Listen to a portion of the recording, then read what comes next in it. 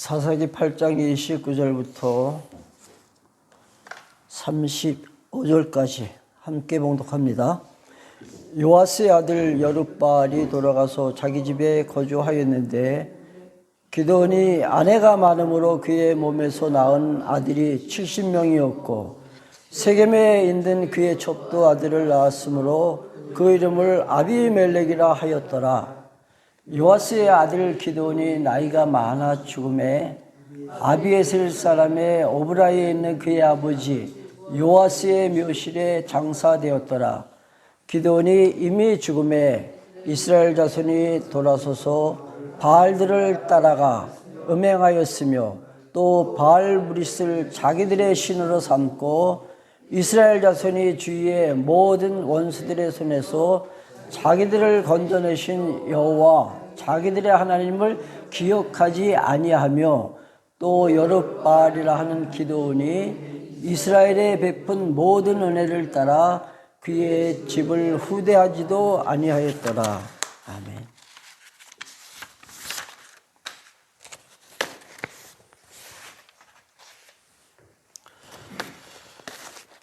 사사 가운데 이 기드온 성경에서 많은 그 부분을 할애해서 설명하고 있습니다.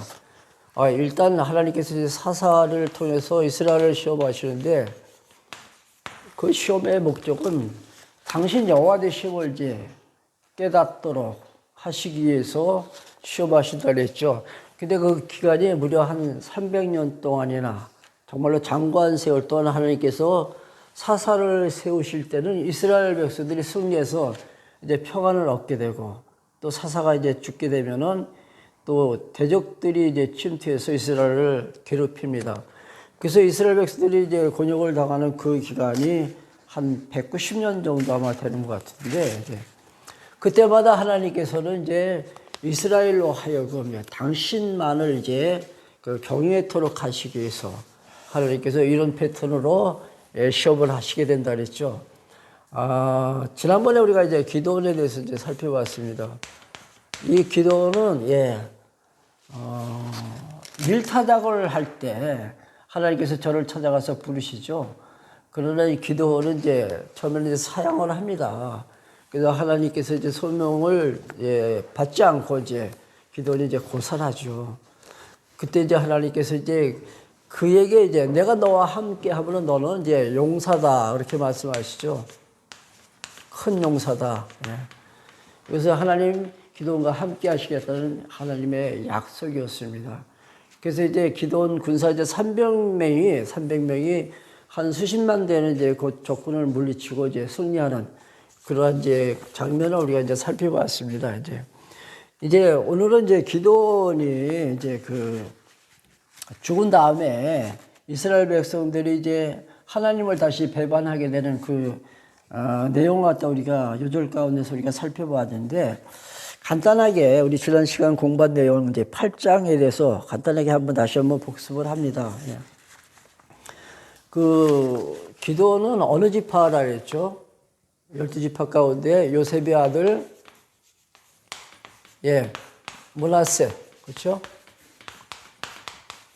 므낫세의 형제가 또 있죠. 에브라임.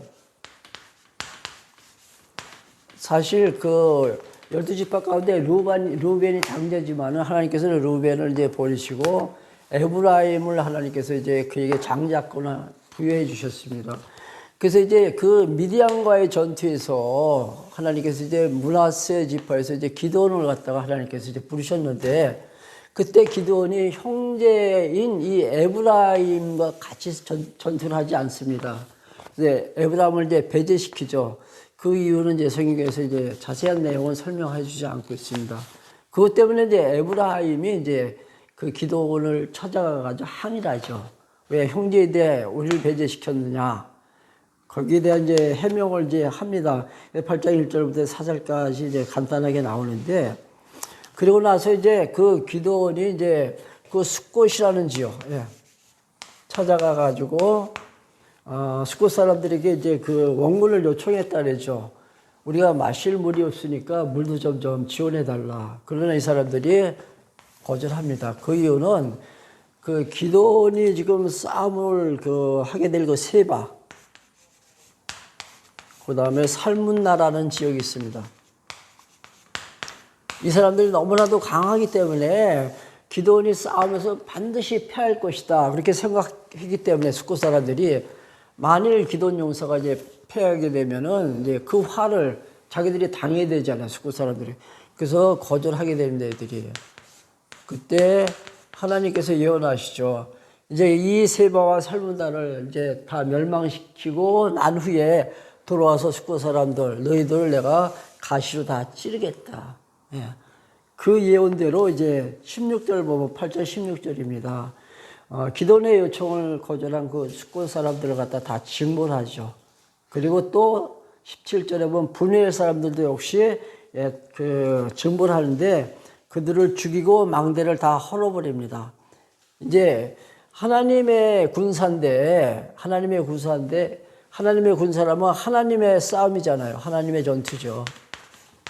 하나님께서 개입하시는 이 전투에 저들이 거부한다는 것은 하나님을 갖다 반역하는 거나 똑같기 때문에 하나님께서 보응하시죠. 그래서 그들을 갖다 다 응징해서 다 처분합니다. 아마 여기까지 지난번에 말씀드린 것 같아요. 우리가 이제 인간적으로 생각하면은 사실 저들이 살기 위해서 같이 동조를 안 한 것 뿐이지, 협력을 안 한 이유는 만약에 패망했을 때 자기들의 화가 돌아올까봐 그게 겁시나서 이제 거절한 건데, 그것 때문에 다 이렇게 죽인다는 건 있을 수 없잖아요. 우리가 표면적으로 보면 그렇다는 얘기죠. 그러나 기도원의 전투는 하나님의 전투고 하나님께서 싸우시는 거기 때문에 하나님께 대한 하나의 반역행위로 봤다는 얘기입니다. 자, 그리고 이제 8장 22절에 보면 이제 기도원이 이제 승리하고 나자 이제 백성들이 기도원에게 왕이 되어달라고 이렇게 요청했다 그랬죠. 그러나 기도는 나는 할 수 없다. 그러면서 우리 이스라엘 백성들은 하나님께서 다스린다는 말씀이 이제 8장 23절에 나옵니다. 하나님께서 다스린다. 인간이 세운 왕이 통치하는 것이 아니라 하나님께서 다스리기 때문에 나는 왕이 될 수 없겠노라, 그렇게 말합니다. 근데 또 24절 이제 넘어가면은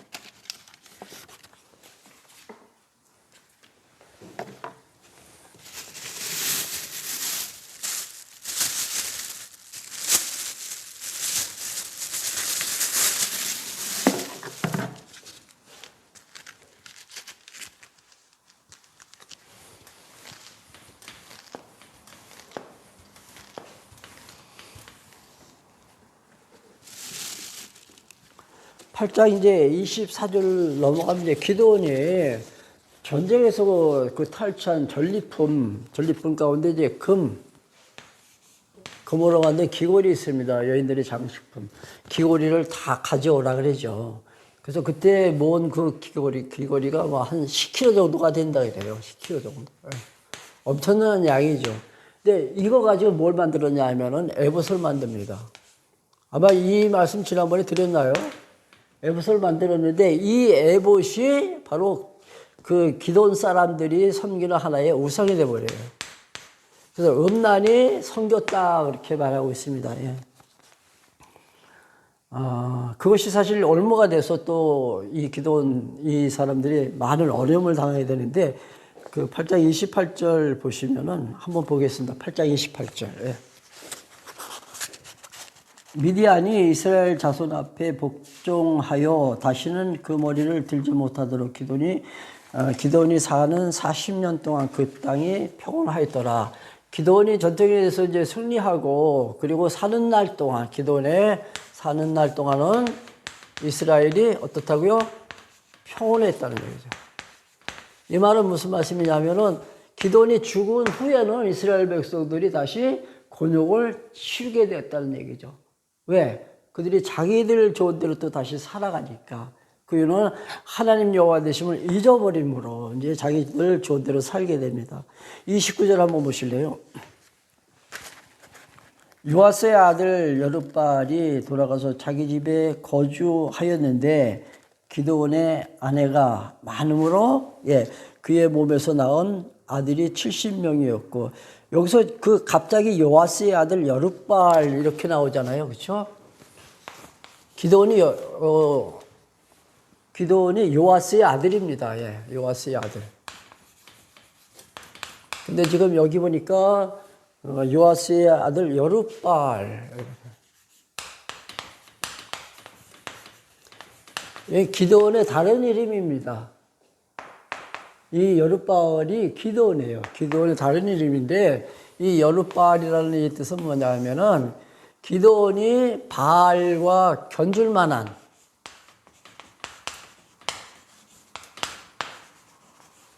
그러한 신이다. 신적인 존재라는 얘기죠. 기드온이. 이 여룹바알이라는 말은 바알과 견줄 만한 그런 존재라는 얘기예요. 그러니까 그 이름이 이렇다는 것을 보면은 기드온이 내심, 기드온 그 마음속에는 내가 신격화되고자 하는 그런 마음이 있지 않았을까? 이건 제 생각입니다. 물론 처음에는 기드온이 사형해가지고 사사되기를 거부했지만은 그 마음속 어느 한 구석에는 이런 생각이 있지 않았을까 하는 생각을 하게 됩니다.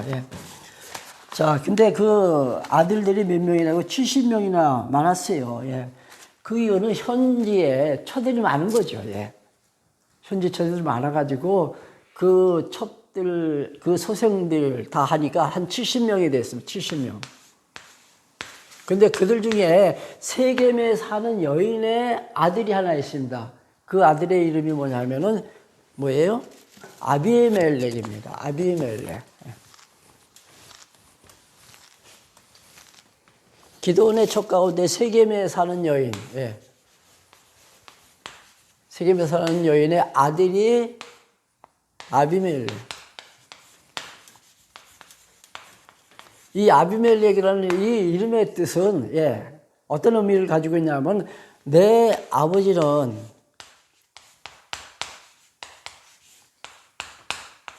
왕이시다 이런 이름이 있어요. 그러니까 기드온이 그 아들의 이름을 지어줄 때 뭐라고 지어줬어요? 여룹바알이라고 아비멜렉이라고 지어줬다는 얘기죠. 근데 그 이름의 의미가 뭐냐면 내 아버지는 왕이다. 그거는 기드온 자신이 내가 왕이라는 얘기잖아요. 그렇죠? 근데 아까 뭐라 그랬어요? 그 전쟁에서 승리하고 돌아온 그 기드온에게 백성들이 당신 왕이 되소서 하니까 나 싫다. 통치자는 하나님뿐이다. 하지만은 기도는 이런 생각을 은연중에 갖고 있었다는 얘기죠.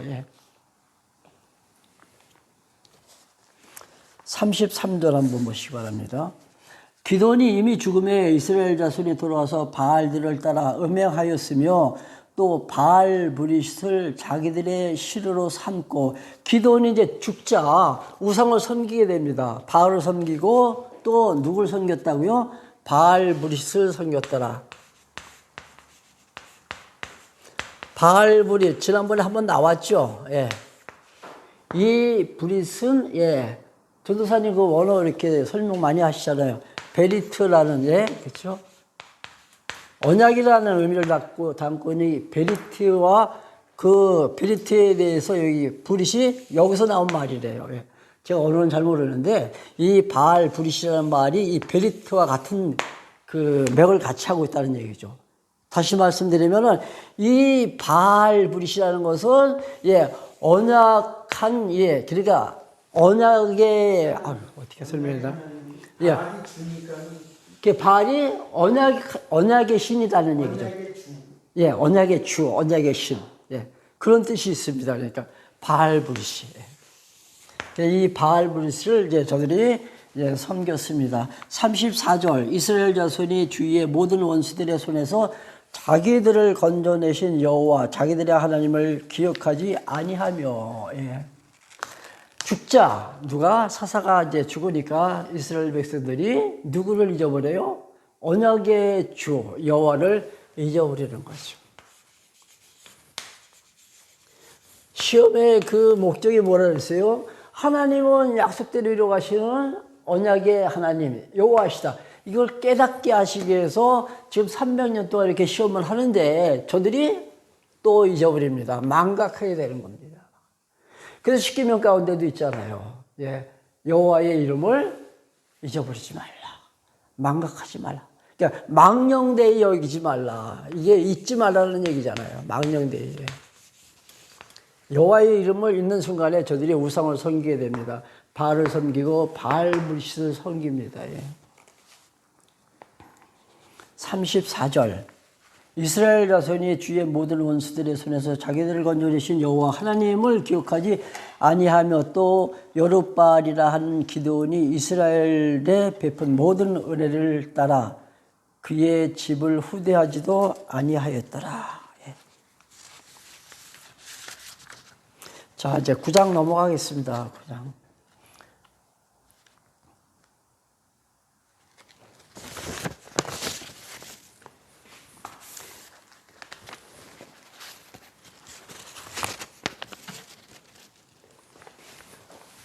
이거 이 아비멜렉, 기드온의 아들 그 아비멜렉의 형제들이 70명씩이나 되잖아요. 근데 이제 그 아비멜렉이 자기가 통치자가 되기 위해서 형제들을 어떻게 하냐면 다 죽입니다. 70명의 형제들을 다 죽여요.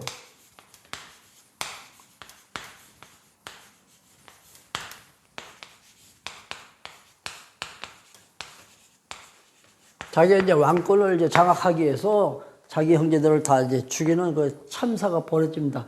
이제 그때 한 사람이 이제 도피하죠. 그 이름이 바로 요담입니다. 요담. 아마 말제인 것 같은데 요담이 이제 도피해가지고 숨어버리죠.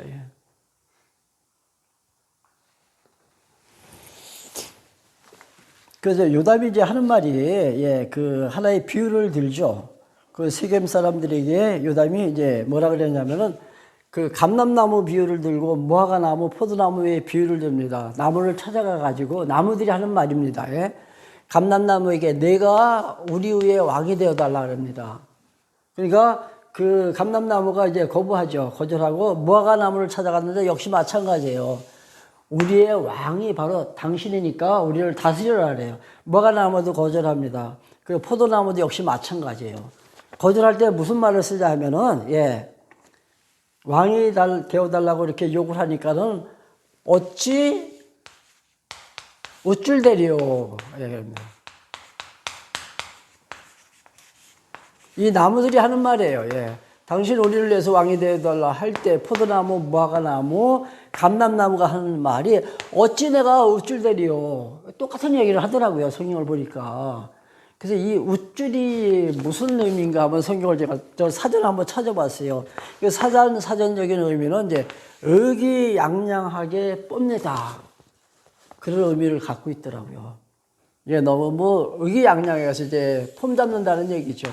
근데 제가 생각하기는 우쭐대다는 자격도 없는 자가 한마디로 자격도 없는 자가 이제 왕이 돼가지고 어깨에 힘주는 그러한 모습이 아닌가 그런 생각이 듭니다.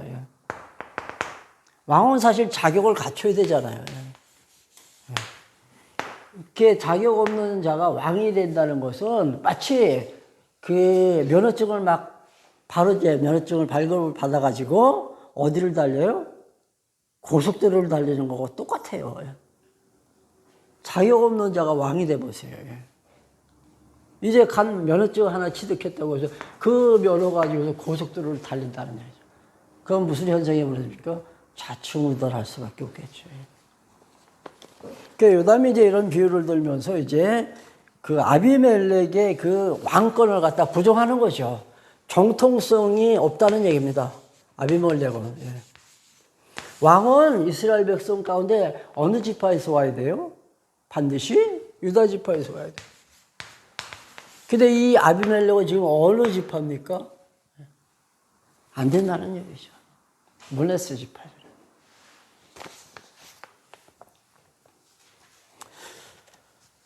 자, 16절, 9장 16절입니다. 한번 보시기 바랍니다.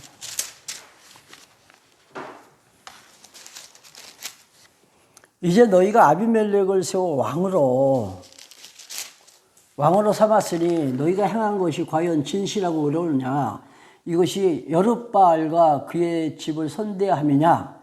이것이 그의 손이 행한 대로 그에게 보답함이냐? 이것이 의롭고 진실하냐? 이 말은 뭐예요? 하나님께서 세우신 왕이 아니라는 얘기죠. 왕될 자격이 없는 자가 지금 의기양양하게 지금 뽐잡고 있다는 얘기입니다. 자, 21절 보시기 바랍니다. 21절. 요담이 그 형제 아비멜렉 앞에서 도망하여 피해 부엘로 가서 거기서 거주하니라. 요담이 이제 이 말을 한데, 이 비유로다가 이제 아비멜렉의 왕권에 이제 도전하고, 아비멜렉은 하나님께서 세우신 왕이 아니다. 이런 말을 한 후에 그가 이제 도피하죠. 자, 22절. 아비멜렉이 이스라엘을 다스린 지 3년에 그 왕이 있은 그 기간은 길지 않습니다. 3년 동안. 아비멜렉이 3년 동안 왕이 앉죠.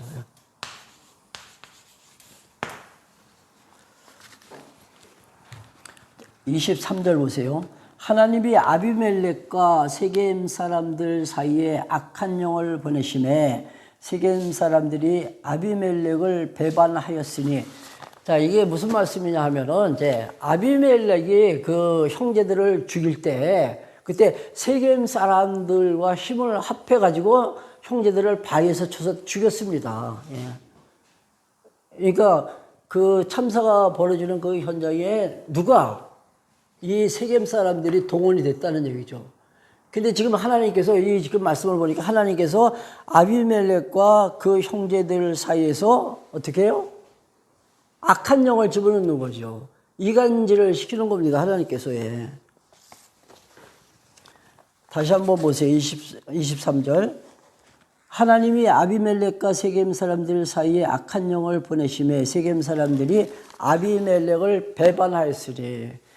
같이 이제 같은 생각을 갖고 행동을 했는데, 이제 하나님께서 악한 영을 집어넣자 저들이 이제 서로 적대 관계가 돼버리는 거죠. 악한 영 하면은 우리가 생각나는 게, 사무엘서입니까?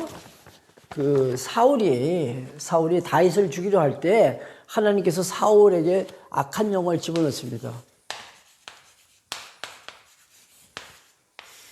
사울은 당시 왕이었고, 다윗은 이제 하나님께서 이제 기름 부으신, 장차 하나님께서 이제 세우실 왕, 예비된 왕이죠.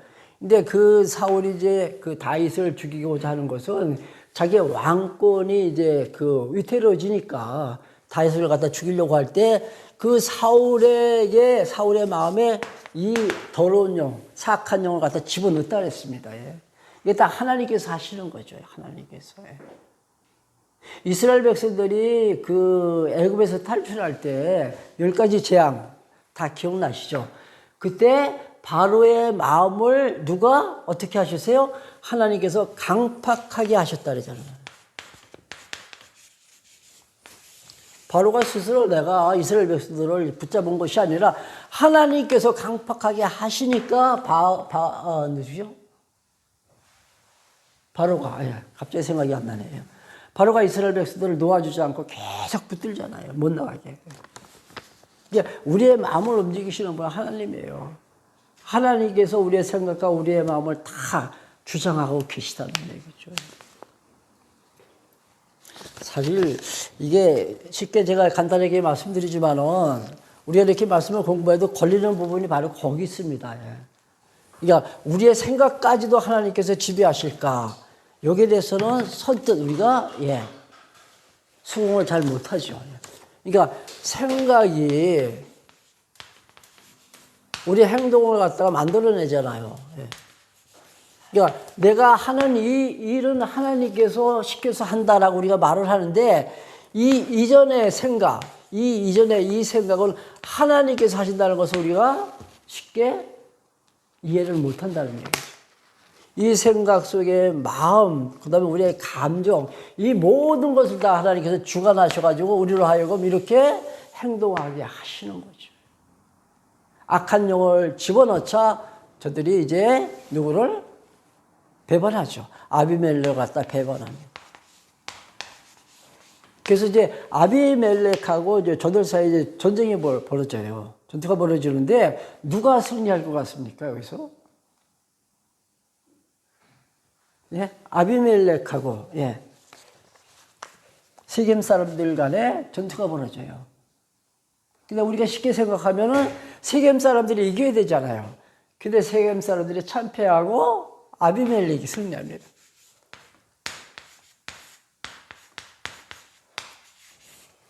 근데 이걸로 끝난다면은 이건 사실 하나님 살아계셨다고 우리가 할 수 없죠.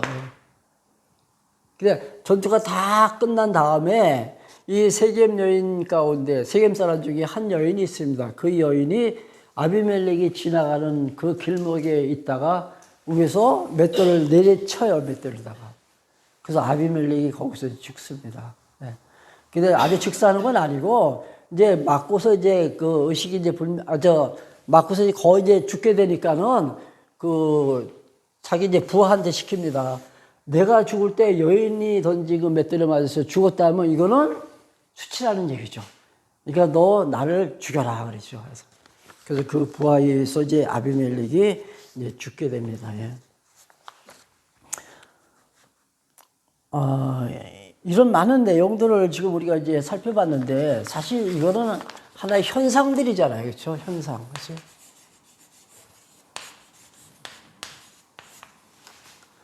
그러니까 우리가 이 내용을 이해한다고 해서 우리가 하나님 말씀을 깨닫는다. 이건 아니에요. 예.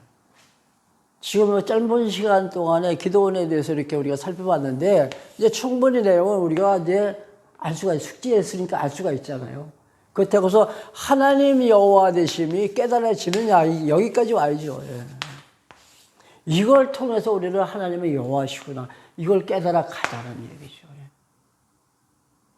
그러니까 성경을 문법적으로 해석해서 주어가 뭐고 동사가 뭐고 이것만 우리가 그래 깨닫는다고 해서 성경을 아는 게 아니죠. 그건 하나의 과정입니다. 이 현상은 하나님 여호와 되심을 깨달아가는 하나의 과정이기 때문에 우리는 어디까지 가야 된다고요? 하나님께서 성경을 기록하신 그 목적 자체가 여호와 되심을 드러내시기 위한 것이 목적이라면 여기까지 가자는 얘기죠. 이게 우리 성경 신학의 하나의 그 목적이라 해야 되나요? 그 장점이기도 하고 성경 신학의 아무리 많이 알아도 하나님 여호와 되심이 믿어지지 않으면 이건 사실은 의미가 없습니다. 하나님 여호와 되심이 믿어진다면 우리가 어떻게 밝힐 것 같습니까? 우리의 삶에. 우리 예배 드리기 전에 그 병원이에 대해서 우리가 쭉 얘기를 했잖아요. 그렇죠? 병원이가 앞으로 진로가 어떻게 될 것이냐, 어느 부대 갈 것일까. 서로 걱정하면서 얘기했잖아요. 인간이니까. 네. 이게 확실히 믿어지면 하나님께서 인도하시는 대로 그냥 따라가야 돼요. 그래서 범사에 어떻게 해요? 감사해죠.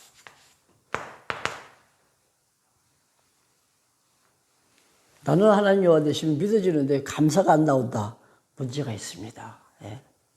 문제가 있어요. 감사하는 사람들은 늘 기쁨 속에서 찬송 부르면서 삽니다. 이게 하나님 경외하는 삶이에요. 그러니까 하나님 여호와 되심을 깨닫게 하시고 그리고 하나님을 경외하며 섬기게 하시려고 오늘도 하나님께서는 역사하신다는 얘기죠. 그냥 우리는 따라가는 거예요. 하나님 인도하시는 대로 어디로 인도하시든지. 가끔 그 말씀 드리잖아요. 나를 인도해 가시는 그 길목에서 무엇이 나를 기다리고 있다고요? 하나님께서 준비하신 예비하신 은혜가 나를 기다리고 있다. 이거 사실 저는 진짜 대단한 말이라고 생각하는데 여러분 어떻게 생각하실는지 모르겠어요. 내가 가는 그 길목마다 하나님께서 예비하신 준비해 놓으신 은혜가 나를 기다리고 있다. 가는 길이 하나님의 은혜의 꽃길이라는 얘기죠. 꽃길 안 받아들여지겠죠. 그렇죠? 지뢰밭으로 지금 걸어가는데 꽃길? 내가 생각하는 내 기준에서 내 판단에서 생각하는 것이고 하나님께서 생각하시는 것은 그 길이 당신이 준비하신 은혜의 길이라는 얘기죠. 이거 꼭 명심해야 돼요. 그 우리가 성경 공부, 이 성경 신학을 한 그 보람이 있는 거죠.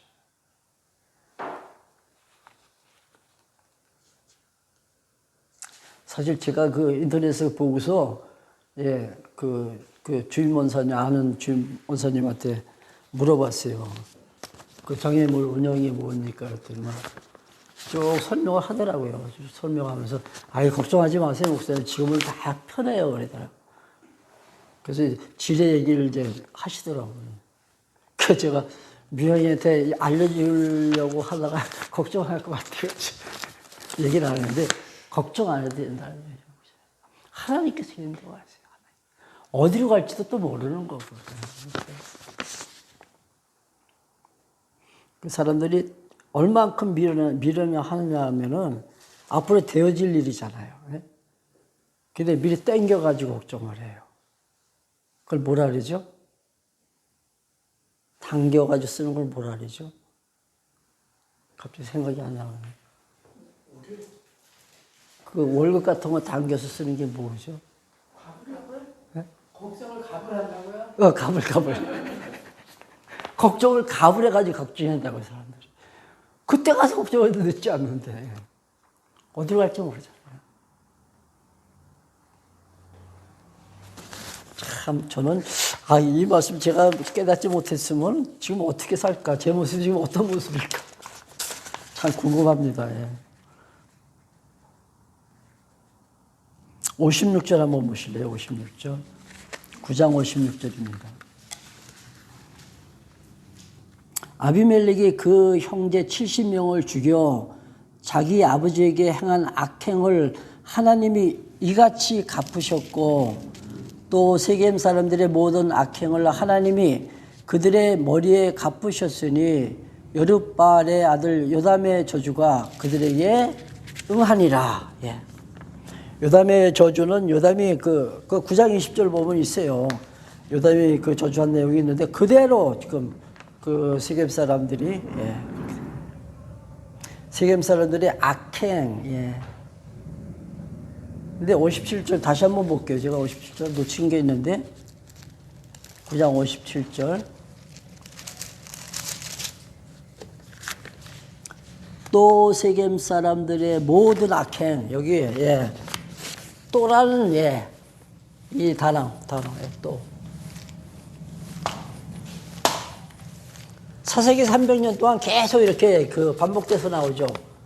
하나님께서 이제 성리케 하시면 잠시 평안해지지만 사사가 죽으면 이스라엘 백성들은 어떻게 또 악행을 행하며 이렇게 나옵니다. 그러면 당연히 하나님께서 다음 스수는 뭐예요? 대적을 통해서 이스라엘 백성들을 괴롭히시겠죠. 그러면 그때 이스라엘 백성들이 하나님께 나와가지고 기도합니다. 간구하죠. 그 하나님께서 다시 구원시켜주고 이런 전체 이 패턴 전체가 바로 하나님의 시험에 나가주시고 이것을 통해서 하나님 여호와 되심을 계시하신다. 이게 사사기다. 사실 사사기 끝내도 상관없어요. 근데 300년씩이나 갈 거예요. 왕을 세우시는 것이 목적이라면은 여기서 끝내도 되잖아요. 그렇죠? 이제 왕 세우시면 되니까. 굳이 왜 300년씩 가냐 이거죠. 궁극적인 하나님의 목적은 왕 세우시는 것이 목적이 아니에요. 이러한 패턴, 이러한 시험을 통해서 당신 드러내시려고 그러죠. 여기다 초점을 꼭 맞추자는 얘기죠. 기도하겠습니다. 하나님 아버지 오늘도 함께 하심을 감사합니다. 우둔한 저희들에게 깨달을 수 있는 지각을 열어주셔서 말씀을 대면할 때마다 당신의 모습을 찾아가게 하옵소서. 하나님 살아계심을 우리의 삶 속에서 체험케 하시고 당신의 능력을 바라볼 때마다 더 낮아지고 겸손함으로 주님 인도하실 때 따라 순종케 하옵소서. 우리 주 예수 그리스도의 은혜와 아버지 하나님의 크신 사랑하심과 성령님의 교통하심이 모인 무리 가운데 함께 계실지어다. 아멘.